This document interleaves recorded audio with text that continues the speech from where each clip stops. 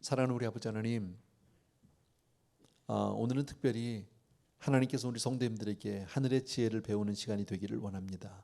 부족한 종을 통해서 주님 말씀하실 때 그 말씀들이 우리 사랑하는 성도님들의 심령에 잘 전달이 되게 도와주시옵시고, 성령께서 이 시간을 주관하여 주셔서 우리 모두가 주님을 더욱더 정말 사랑하며 그렇게 지혜로운 성도가 될 수 있도록 주님 축복하여 주옵소서. 예수님 이름으로 기도합니다. 아멘. 아멘. 예. 감사드리고요. 우리 오랜만에 옆에 있는 분들하고 한번 인사하시면 어떨까요? 주 안에서 반갑고 사랑합니다. 네.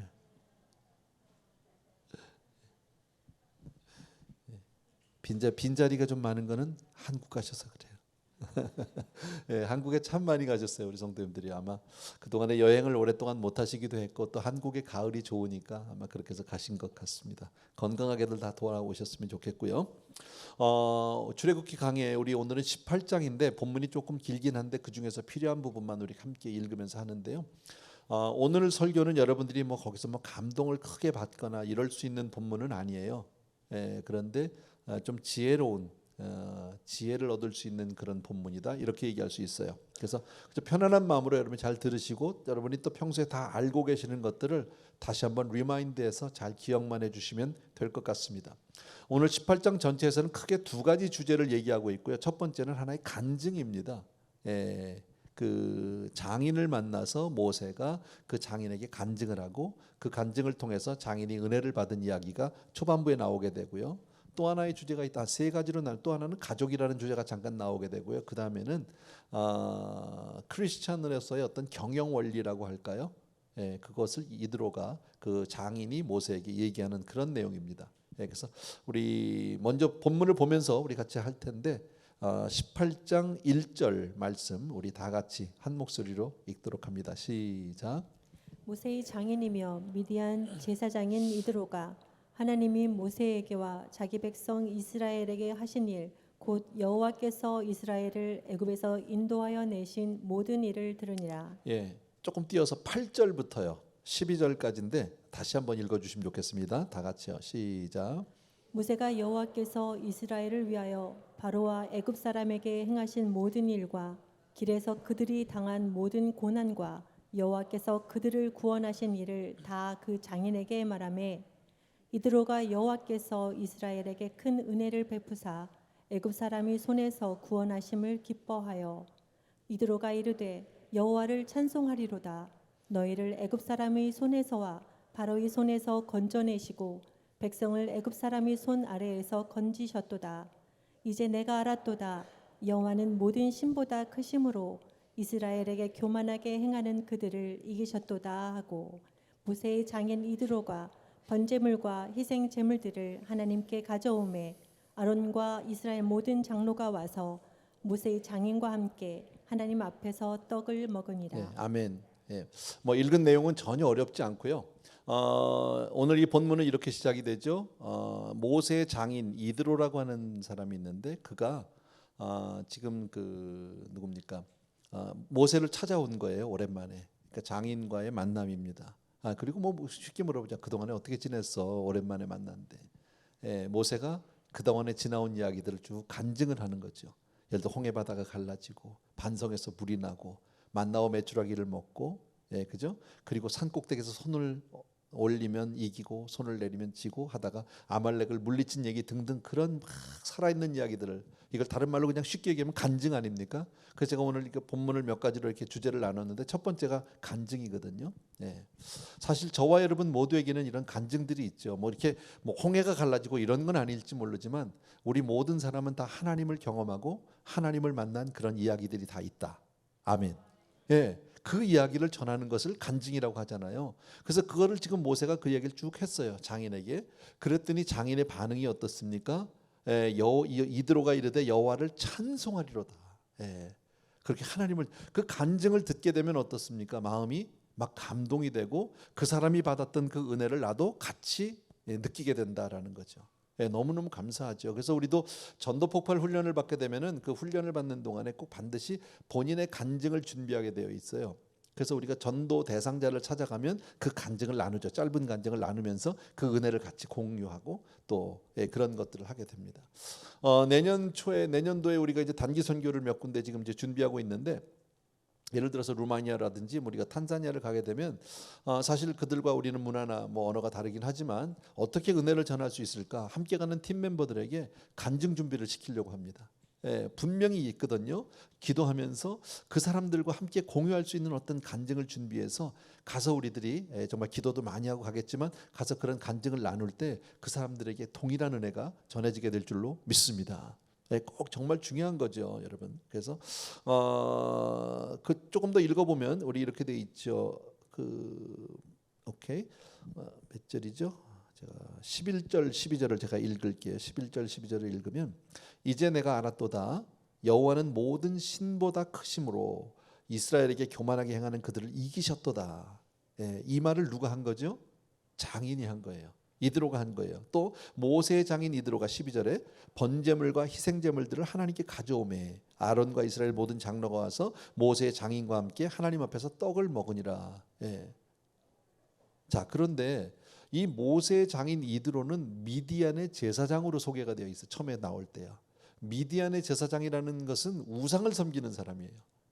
하나님을 믿는 사람이 아니에요. 그러니까 우상을 섬기던 그가 모세의 간증을 듣고 하나님을 찬송하고, 그리고 하나님 앞에 그가 마음이 달라진 거죠. 그리고 믿음의 사람으로 정말 그가 하나님을 영접하는, 예수 그리스도를 영접하게 되는 그런 계기가 된 줄로 믿습니다. 이 간증의 파워라는 게 대단한 거죠. 우리도 가끔 그런 어떤 좋은 간증자들이 있으면 앞에 세워서 우리가 이제 그 말씀을 들으면서, 우리가 왜 그분을 세우게 됩니까? 함께 우리가 은혜를 나누기 위해서죠. 그런 은혜가 있다. 그래서 저는 이 말씀을 통해서, 그리고 또 더더욱이나 번제물과 희생제물 가져왔잖아요. 함께 하나님 앞에 예배드렸다는 거죠. 헌금을 많이 했다. 뭐 이렇게도 볼 수 있겠고, 요즘식으로 따지면요.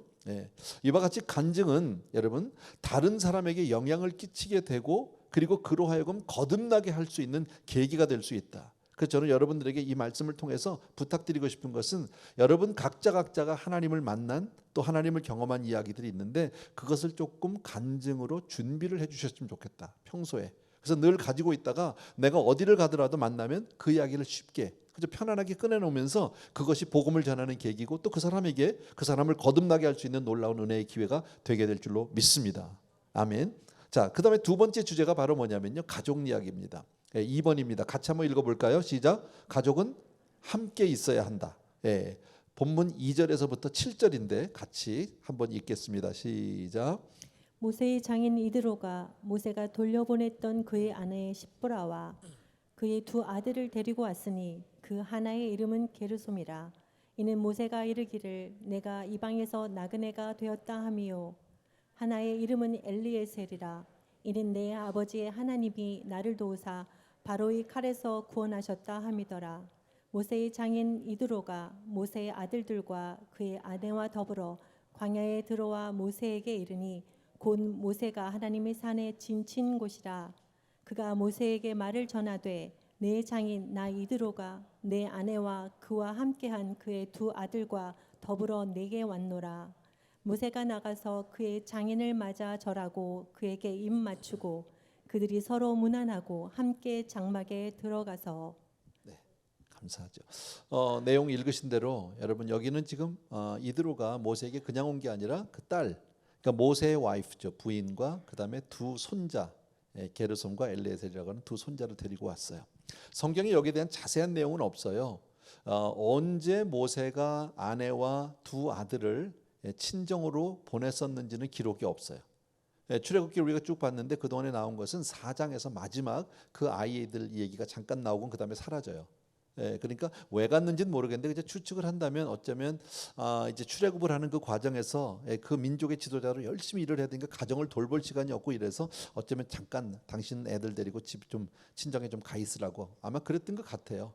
그리고 나서 몇 달 후에 이제 장인이 이제 그 딸과 두 손자를 데리고 와서 만나는 이야기예요. 뭐 별 큰 내용은 아니에요. 이처럼 가족은 함께 있어야 된다. 같이 살아야 된다. 우리도 보면 물론 뭐 다 형편이 다르고 어떤 사정이 달라서 때로는 가족이 이제 이렇게 떨어져 살 수도 있죠. 뭐 크게 보면 좀 뭐랄까 우리에게 이제 익숙한 것은 뭐 기러기 가정들이 있잖아요. 요즘에 조금 그 단어들이 우리에게는 익숙치 않은데 얼바인이나 그 오렌지 카운티 쪽에 가면은 제법 많이 있어요. 물론 자녀 교육을 위해서 또 그렇게 오시기도 하는데요. 좋은 점도 있겠지만 그러나 그로 인해서 파생되는 많은 사회적인 문제라든지 아픔들을 겪는 가정들이 있다는 것 우리들이 다 들어서 알고 있잖아요. 그러나 어쨌든 이런저런 사정으로 뭐 부부가 이렇게 가정이 떨어져 사는 경우도 있지만 그러나 가급적 합쳐서 사는 게 가정의 원리다. 이것을 여러분들에게 말씀드릴 수 있겠고요.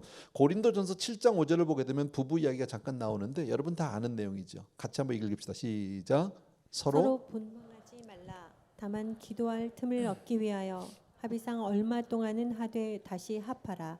이는 너희가 절제 못함으로 말미암아 사단이 너를 시험하지 못하게 하려 함이라. 성경에서 허락하는 것은 권면하는 것은 뭡니까? 가급적 부부가 떨어지지 말라는 거예요. 분방하지 말라. 그러나 합의상 기도를 위해서라든지 혹은 하나님의 일을 위해서 떨어질 수는 있지만 그러나 너무 길게 그러지 말고 다시 합쳐라. 그러니까 다시 말씀드리면 가족의 원리는 이랬든 저랬든 같이 사는 거예요. 그래서 함께 사는 거다. 그 정도 여러분 이해해 주시면 되겠고요. 세 번째 주제가 이겁니다. 다 같이 읽읍시다. 시작. 노인의 연륜, 인생 경험, 지혜. 이런 얘기를 하면 젊은 사람들은 별로 여기에 대해 공감이 잘 안 됩니다. 근데 제가 늙어 보니까 나이가 들어 보니까 이해가 너무 됩니다. 연륜이라는 게 분명히 있고요. 경험이 있고 지혜가 좀 생기는 게 분명히 있는 것 같아요. 오늘 그 얘기가 13절과 14절 두 절을 같이 한번 읽겠습니다. 시작. 이튿날 모세가 백성을 재판하느라고 앉아 있고 백성은 아침부터 저녁까지 모세 곁에 서 있는지라. 모세의 장인이 모세가 백성에게 행하는 모든 일을 보고 이르되 내가 이 백성에 행하는 이 일이 어찌 됨이냐. 어찌하여 내가 홀로 앉아 있고 백성은 아침부터 저녁까지 내 곁에 서 있느냐. 아멘. 자, 우리가 아는 대로 이드로가 장인이 이제 그 딸과 두 손자를 데리고 모세에게 왔잖아요. 그래서 첫날 만나서 아유 정말 오랜만에 뵙습니다. 어르신 잘 오셨습니다. 뭐 와서 식사도 같이 하고 그냥 편안히 쉬시라고. 그리고 하룻밤 주무셨겠죠. 그리고 그 다음 날 아침에 일어나서 이제 사위가 뭘 하나 그냥 궁금해서 어떻게 사나 해서 가서 보니까 보통 바쁜 게 아닌 거예요. 아침부터 밤까지 그냥 모든 사람들 이스라엘 민족이 이때 대략 200만 명 아닙니까? 그 200만 명 사람들의 모든 문제를 다 들고 와서 모세에게 와서 다 물어보면 모세는 한 사람씩 만나서 그 문제 해결하고 그러면 또 지나가고 사람들은 옆에 계속 서 있고 모세가 보니까 너무 안쓰럽고 너무 안 된 거예요. 이거는 아니지. 저러다 우리 사위 죽겠네, 잡겠네. 이제 이렇게 된 것 같습니다. 자, 그래서 이드로가 그 사위 모세에게 뭘 가르쳐 주느냐면 이제 여러 사람을 좀 효과적으로 다스릴 수 있는 방법을 가르쳐 주게 됩니다. 그것을 이제 권면을 하게 되는데 19절 이하를 조금 읽어 주실래요? 다 같이요. 시작. 이제 내 말을 들으라. 내가 내게 방침을 가르치리니 하나님이 너와 함께 계실지로다. 너는 하나님 앞에서 그 백성을 위하여 그 사건들을 하나님께 가져오며 그들에게 율례와 법도를 가르쳐서 마땅히 갈 길과 할 일을 그들에게 보이고 나는 또 온 백성 가운데서 능력 있는 사람들 곧 하나님을 두려워하며 진실하며 불의한 이익을 미워하는 자를 살펴서 백성 위에 세워 천부장과 백부장과 50부장과 10부장을 삼아 그들이 때를 따라 백성을 재판하게 하라. 큰 일은 모두 내게 가져갈 것이요 작은 일은 모두 그들이 스스로 재판할 것이니 그리하면 그들이 너와 함께 담당할 것인즉 일이 내게 쉬우리라. 아멘. 거기까지만 봅시다. 어쨌든 연륜이 많은 장인의 입장에서 딱 보니까 사위가 이게 저 사는 게 꼴이 이게 뭐 저래 가지고는 도대체 안 될 것 같아, 죽을 것 같아. 그래서 그에게 이제 아주 점잖게 아주 조심스럽게 권면을 하게 되죠. 뭘 하라는 거예요? 일을 나눠서 하라는 거죠. 혼자 일하려고 하지 말고 사람들을 세워서 천부장도 세우고 50부장도 100부장도 세우고 50부장도 세우고 이런 식으로 해서 같이 나눠서 해라. 너는 큰 일만 하고 자잘한 일들은 그분들에게 맡겨라. 우리식으로 말하면 교구장님도 세우고 구역장님도 세우고 부서장님도 세우고 이런 거죠. 어떤 조직을 만들면 좋겠다라고 얘기하고 있죠. 자, 그런데 왜 모세는 이제까지 그걸 못했을까요? 처음 사역하다 보면 그게 안 보입니다. 사실은요. 그래서 저는 여기에 대해서 혼자서 일하면 어떨까요? 장인이 볼 때 혼자서 계속 일하다 보면 보여주십시오. 제가 거기 썼는데 혼자서 일하면 첫 번째 스트레스로 쓰러집니다. 오래 못 갑니다. 절대요. 두 번째요. 일의 효율성이 떨어집니다. 그거 당연한 거 아니에요? 혼자서 일하다 보니까 지쳐서 하겠어요? 세 번째는요.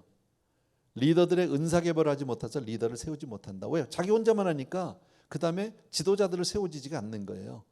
이 부분. 그래서 그런데 혼자 일을 하면 좋은 점도 있기는 합니다. 장점이 뭐냐면 같이 한번 읽읍시다. 시작. 혼자 일하는 것의 장점은 개인적인 욕심만 내지 않는다면 빠른 성장을 가져올 수 있다. 그럴 수밖에 없는 게 뭐 자기가 마음만 먹으면 그냥 하면 되잖아요. 뭐 회의를 하겠습니까? 누가 뭐 하지 말자고 견제라는 사람이 있습니까? 그냥 일사천리로 일이 나갈 수 있으니까 추진력은 좋아요. 그러나 약점은 성숙이 이루어지지 않아요. 여러분, 성숙은 관계 속에서 만들어지게 되거든요. 그러니까 나를 좀 반대하는 사람도 있고 나를 제재하는 사람도 있고 여기서 가운데 서로 의논하고 서로 참아주고 이해하고 뭐 양보하고 이러다가 보면 이게 성숙이 되는 거지, 아무도 나를 제재하지 않으면 그냥 나가면 이 사람은 독불장군이거든요. 그래서 되지 않는다. 그래서 가치라는 것을 배워야 한다. 그래서 오늘 이 말씀을 통해서 베드로의 경영 원리를 제가 이렇게 나름 정리를 해봤습니다. 여러분이 다 아는 내용입니다. 첫 번째가 바로 뭐냐면 첫 번째가 delegation of power예요. 권한의 위임. 파워 혹은 authority 상관없는데요. 이 일을 나눠 하자. 아까 말씀드리는 거죠. 여러분, 모든 일을 혼자 하는 사람은 큰 일을 하기는 어렵습니다. 다른 사람이 아까도 말씀드린 대로 일할 수 있는 기회를 뺐으니까 미래 지도자 육성도 안 됩니다. 모든 일은 자기만 하게 되니까요. 그래서 지도자는 자기가 모든 일을 하는 사람이 아니라 다른 사람이 일을 할 수 있도록 돕고 그 길을 만들어주는 사람이 지도자다. 이렇게 말씀을 합니다. 자, 두 번째는요. 고기 잡는 법을 가르쳐라. 이거 다 아는 거죠. 고기를 갖다 주지 말고 고기를 주기보다는 고기 잡는 법을 가르쳐라. 여러분. 그러니까 이드로는 지금 분산해서 일을 나눠주고 함께 일하는 것을 가르쳐주는 거 아닙니까? 교회 마찬가지죠. 목사 혼자 일할 수 없죠. 그래서 우리 부교육자들이 계시고 장로님들이 계시고 구역장님들이 계시고 부서장이 계시고 다 그런 거 아니에요? 신약에서도 마찬가지예요. 전도 방법이요. 보면 성경에서 우리 가르쳐주는 것이 12제자에서 70인 제자, 그리고 더 나가서는 2명씩 짝지어서 가게 하고, 사도행전을 보니까 심지어는 빌립 집사가 세례도 베풀어요. 그러니까 거기까지 양육이 된 거죠. 그죠?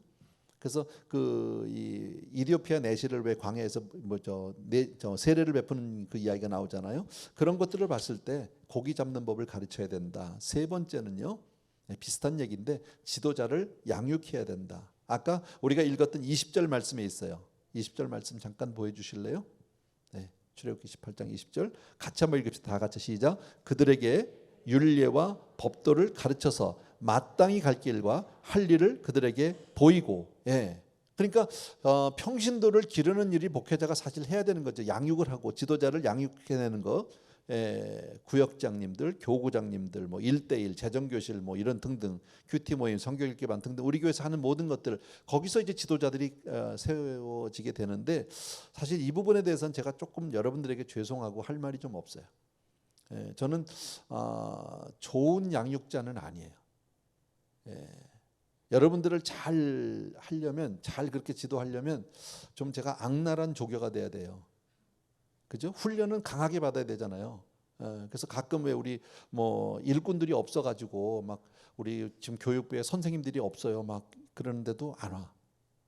그래서 제가 좀 악랄하게 하면 이래야 되는 거지. 여기 앞에 절반이야. 다음 주부터 전부 선생님 들어가. 뭐 이러고 끝내야 되는 거잖아요. 아닌가요? 아무도 반응을 안 하네. 내가 왜 못하게요? 그렇게 했다 쫓겨날 것 같아서 못하죠. 제가 주일마다 루틴이 있어요. 아침에 일찍 와서, 물론 제 방에 있다가 제가 이제 예배 시간 전에 꼭 도는데 만나부를 꼭 들어가요. 부엌에를요. 그러면 가서 보면 한 분 한 분이 너무 저는 정말 귀하고 고마운 거예요. 정말 거의 20년 이상씩, 20년 가까이 이렇게 그 자리에서 일을 하시는데 매주일 그분들은 작업복을 입고 오셔서 정말 땀을 흘리지 않으면 안 되는 거죠. 우리는 그 국밥을 잘 먹기만 하면 되지만 그분들은 어제부터 오늘 계속, 그리고 뭐 설거지 해야 되고 뒷일 해야 되고 일이 얼마나 많겠습니까? 다 똑같은 성도인데 뭐 거기 돈 받고 하는 사람 아무도 없잖아요. 그러니까 저는 그분들을 보기만 해도 너무너무 고마운 거예요. 그걸 가끔 이제 광고하잖아요. 만나보에도 뭐 사람이 필요하다, 봉사자. 아무도 안 들어가요. 예. 그러니까 훈련이 잘 안 된 거죠. 예. 그래서 그런 면에서는 제가 참 죄송하고 좀 부끄럽다. 그리고 늘 제가 목회하면서 마음에 이렇게 뭐랄까 불안함이 있다고 할까 조금 뭐냐면 우리가 국밥을 언제까지 먹을 수 있을까? 밥 먹자는 문제가 아니잖아요. 친교 저는 목회 아주 중요한 팩터 요소 가운데 하나가 교제라고 믿는 사람이에요. 예. 교제가 얼마나 중요한지 몰라요. 성도님들과의 건데. 근데 우리가 밥 안 먹는 날이 가끔 있잖아. 키친을 클로즈하는 날이 있는데 그런 날은 얼마나 교회가 썰렁한지 몰라. 예배만 되니까 싹 가거든요. 예, 교제가 안 돼. 그러려면 그 교제의 자리를 위해서 누군가는 봉사를 해줘야 되는데 봉사는 안 하려고 그래. 과거에 비해서 봉사자가 많이 줄었어요. 예. 지금 이것이 요즘의 어떤 그 트렌드라고 볼 수도 있어요. 대접받기는 좋아하지만 섬기는 건 많이 안 하려고 하는 게 요즘 세태고 추세인 것 같아요. 근데 그거는 사실 제가 좀 훈련을 잘 못해서 그러나 좋은 양육자가 아니라 그러나 하는 그런 부담이 늘 있다. 이제 제 이야기를 조금 제가 드린 겁니다. 또 하나는요, 네 번째는요, 경영 원리 가운데 not too much workload라고 돼 있는데 너무 부담을 많이 주면 안 된다. 부담감이 뭐 다 아는 얘기겠죠, 이것도요. 감당할 수 있는 일을 맡겨야 된다. 예, 정말 감당할 수 없는 일을 맡기면 어떻게 됩니까? 자기 신의 한계를 넘어서 일을 하다 보면 사람이 곧 번아웃이라는 단어 여러분 아시죠? 사실은 대부분의 목회자들이 이거는 공감하는 주제 가운데 하나의 번아웃이라는 게. 예, 우리 왜 교회에도 몇 차례 오셔서 그 설교해 주신 구본철 목사님이라고 계시잖아요. 예, 한국의 선교훈련원의 그 원장으로 계시는 목사님인데 그분이 그 플러에서 박사 논문이 번아웃이에요. 예. 우리 그래서 거기 공부도 하고 그분을 통해서 말씀 들었는데 정말 이해가 돼요. 예, 일이 너무 많아서 지치는 거예요. 아무리 사역자고 하나님 앞에 헌신자라도요, 일이 너무 많으면 지쳐가지고 나중에는 아무것도 못해요. 그런 일들. 근데 이제 성도님들 가운데도 간혹 그런 분들이 계셔요. 예, 교회에서 너무 열심히 일을 하다 보니까 제가 아까도 얘기했지만 우리 부엌에 계시는 분들은 거의 20년째 그러고 있거든요. 늘 고맙기도 하고 죄송하기도 하고 정말 불안하기도 하고 저분이 얼마나 버틸 수 있을까 저러다 이런 생각도 솔직히 있습니다. 예. 근데 이제 어떤 분이 이제 그렇게 교회에서 너무 일을 많이 하다가 너무 지치면요 그냥 슬그머니 교회를 떠나요. 그렇다고 교회를 안 가는 게 아니라 다른 교회를 가면 근데 그 교회 가면 이제 그때부터는 아무 봉사도 안 하죠. 예, 뭐 등록도 안 하고 그냥 쭉 예배만 드리고 너무 지쳐서. 예. 그러니까 일은 그렇게 하면 안 되겠죠. 정말 기쁘고 즐겁게 하고 감사함으로 해야 되는데 사실 이게 조금 적당히 분배가 안 돼서 처음 제가 교회 개척을 하면서 봉사는 모든 봉사는 2년 단위로 하고 뭐 돌아가면서 하고 이렇게 원칙을 세웠는데 잘 안 돼요. 그게. 그래서 우리가 부서장이나 교구장이나 뭐 이런 것 2년에 한 번씩 로테이션을 하기는 하는데 이게 실제로 이게 잘 안 돌아갈 때도 많이 있어요. 어떤 분은 뭐 원칙상으로는 되는데 이게 그렇잖아요. 교회는 뭐 이게 돈을 주고 받는 게 아니잖아요. 다 봉사하는 거죠. 하나님 앞에. 그러니까 봉사하다가 나 안 해요. 그러면 그만이야. 어쩔 수가 없어요. 제가 전에도 한번 말씀드렸지만요. 식사당번도 우리가 이제 구역이 있잖아요. 그 구역에 돌아가면서 교구가 돌아가면서 하는데 이제 교구나 구역에 소속이 안 된 분들이 꽤 돼요. 그러니까 미구역 성도님이라고 저희는 이렇게 분리를 해놨는데 그냥 교회만 나오시는 분이죠. 등록도 돼 있어요. 근데 구역은 안 들어가 있고 이런 분들이 있어요. 그럼 이제 봉사를 할 때 다음 주나 뭐 이다음 몇 주 뒤에는 미구역 성도님들 봉사가 있습니다. 이렇게 하면 이제 그때 교역자들이 다 전화를 합니다. 일일이. 요즘에 전화도 잘 안 받지만 해서 다음 주에 이제 봉사인데 교회 좀 나와서 봉사해 주시면 고맙겠다고 이제 이렇게 정중히 부탁을 하면 오시는 분도 있지만 또 어떤 분은 이래요. 나 밥 안 먹어요. 그럼 이제 교역자가 할 말이 없는 거예요. 그다음에는요. 어쩌라고. 속으로는 그렇지만 어쩌라고. 그래도 한번 나오실 수 있으면 참 좋은데 나오시면 교제도 되고 좋은데 나는 싫어요. 그런 분들도 계세요. 어쨌든 다 뭐 사정이 있겠지만 어려움이 있다. 다섯 번째는요. 사람을 잘 선택하는 기준을 오늘 본문에서 말씀하는데 21절에 보면 나옵니다. 21절 같이 한번 읽읍시다. 시작. 너는 또 온 백성 가운데서 능력 있는 사람들. 그러니까 누구를 세우래요? 능력 있는 사람. 근데 능력 있는 사람이 어떤 사람이냐? 곧 그랬죠. 그 내용이 나옵니다. 곧 다 같이 시작. 하나님을 두려워하며 진실하며 불의한 이익을 미워하는 자를 살펴서 백성위에 세워 천부장과 백부장과 50부장과 10부장을 삼아 그랬죠. 그러니까 능력 있는 사람은 우리가 생각할 때 막 힘이 있거나 뭐 능력이 뭐 공부를 많이 하거나 뭐 돈이 많거나 이걸 얘기하는 게 아니라 어떤 사람입니까? 첫 번째, 하나님을 두려워하는 사람이에요. 그러니까 주의 일을 하는 일꾼의 가장 기본적인 것은 하나님을 두려워하는 사람이어야 된다. 그게 시작이에요. 왜 그럴까요? 하나님을 두려워하지 않으면 봉사를 할 때도 마찬가지예요. 어떨 때 막 내가 그냥 기분이 좋아서 막 업돼가지고 내가 다 하겠다고 막 이러는 분들이 있거든요. 근데 하나님을 두려워하지 않는다면, 만약에 그런 분이요, 하다가 자기 기분 떨어지면 다운되면 안 해요. 그냥 나 안 해, 다음 주부터 이렇게 돼버려요. 왜냐면 내 일 자체 시작이 발단이 나니까 내 기분만 상하면 그냥 그만둔단 말이에요. 근데 하나님을 두려워하는 사람은 하나님 앞에 있기 때문에 그런 일들을 꾸준히 할 수 있다라는 겁니다. 예, 그래서 꼭 그게 중요하고요. 두 번째는 진실한 사람. 뭐 이건 뭐 여러분 여기 나온 대로죠. 진실하고 성실한 사람, 예, 거짓되지 않은 사람, 뭐 이런 건데 사실 사람을 뭐 보고 알 수 있나요? 살아봐도 잘 모르겠는데, 예, 그죠? 제가 이제까지 많은 교역자들을 이렇게 뭐 청빙을 하고 보면서 뭐 이력서도 받고 자기소개서도 받고 추천서도 받지만요, 종이 몇 장으로는 사람을 절대 몰라요. 수없이 실패했고 실수했어요. 예. 근데 이제 나이가 좀 드니까 이제 요새는 조금 보인다.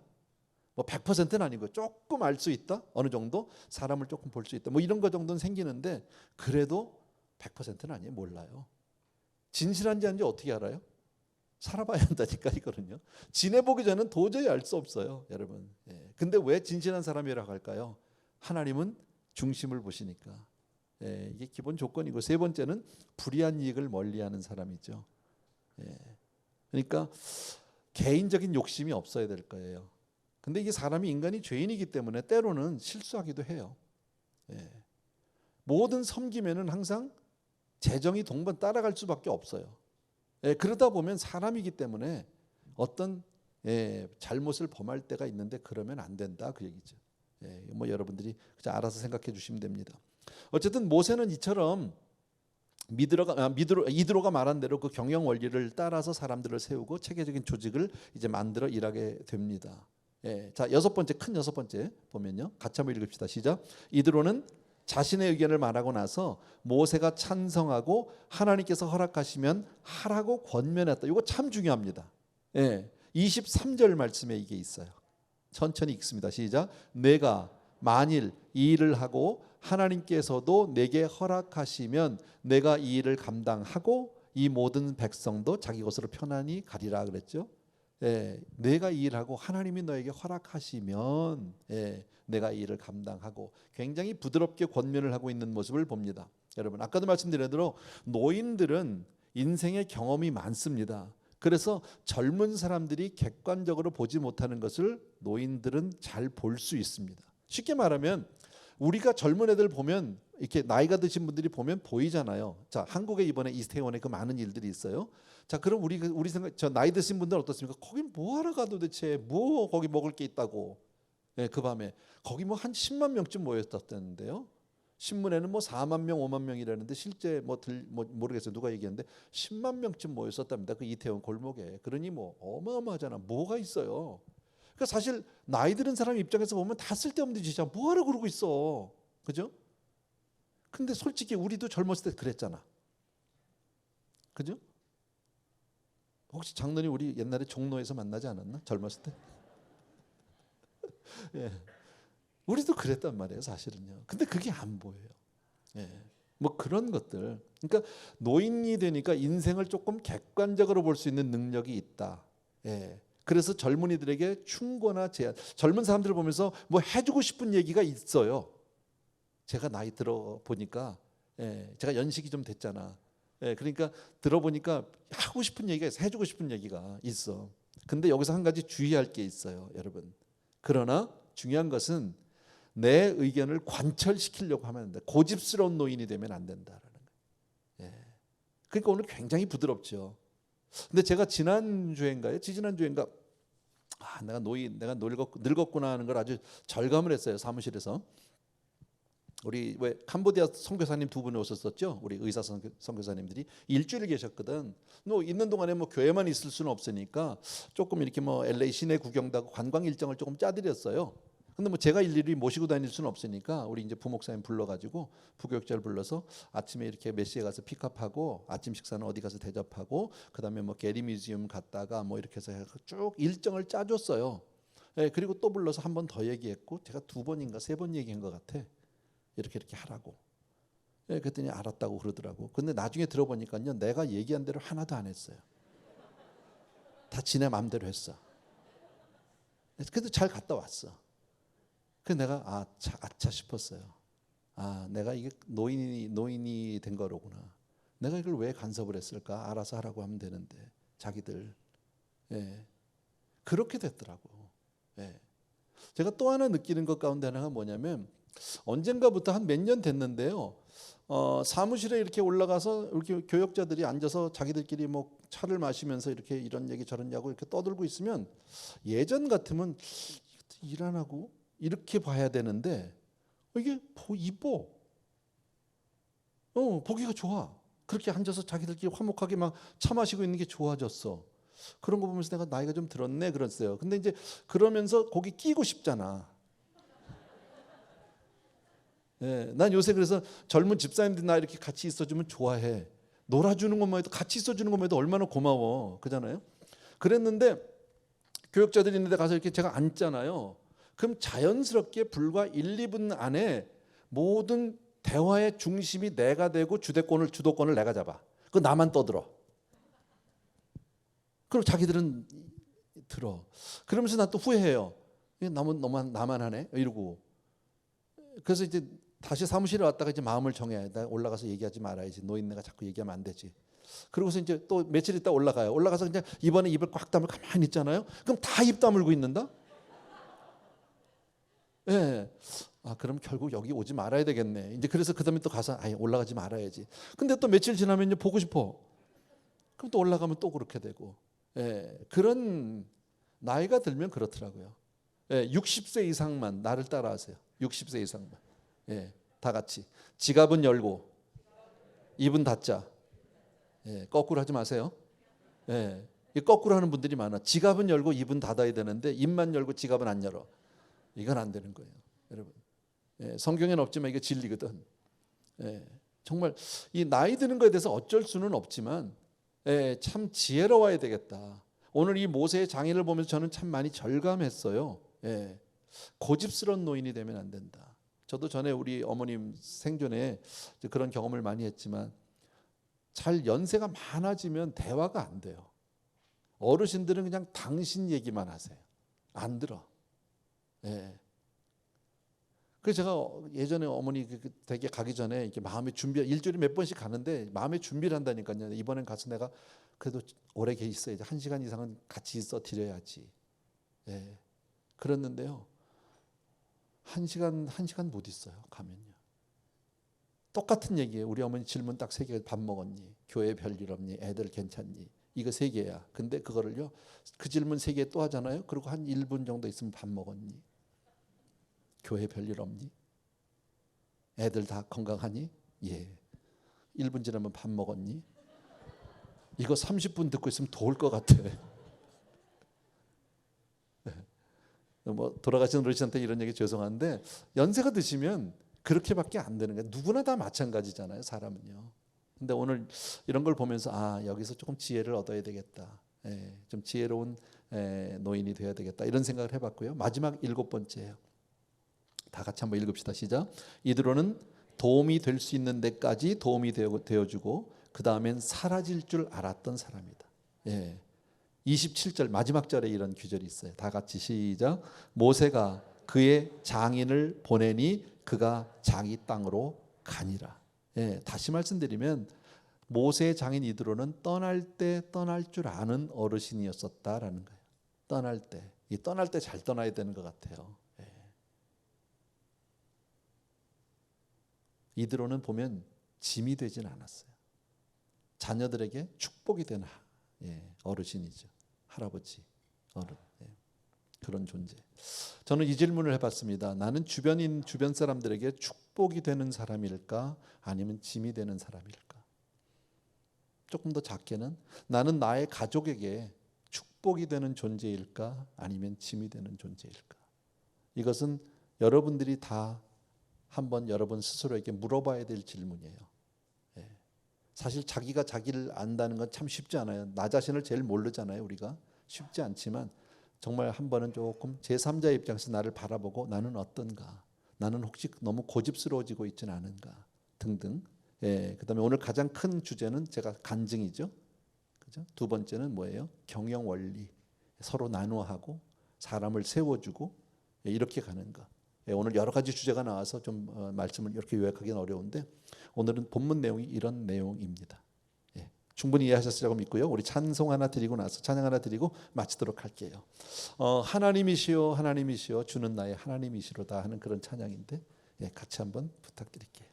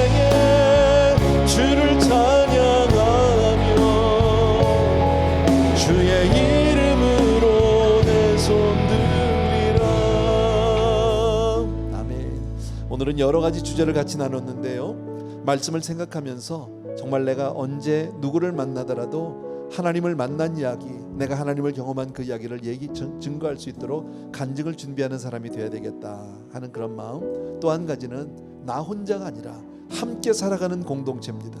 사람을 세울 수 있고 섬길 수 있고 그렇게 정말 서로가 협동할 수 있는 협력할 수 있는 그런 사람 되게 주옵소서. 그리고 하나님의 뜻을 쫓아서 고집스럽지 않은 그런 사람, 늘 하나님의 뜻을 쫓아 순종하는 사람 되게 주옵소서 하는 마음으로 잠시 같이 기도하겠습니다. 할렐루야. 사랑하는 아버지, 이 시간에 주님 앞에 같이 기도합니다.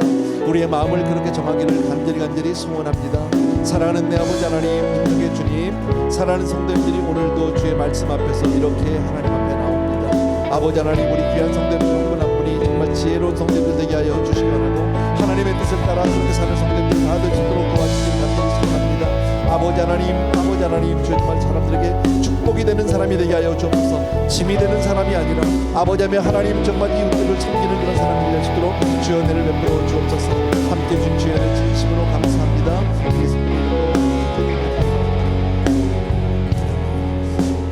우리 자리에서 조용히 일어나셔서 우리 다 같이 주의 인자가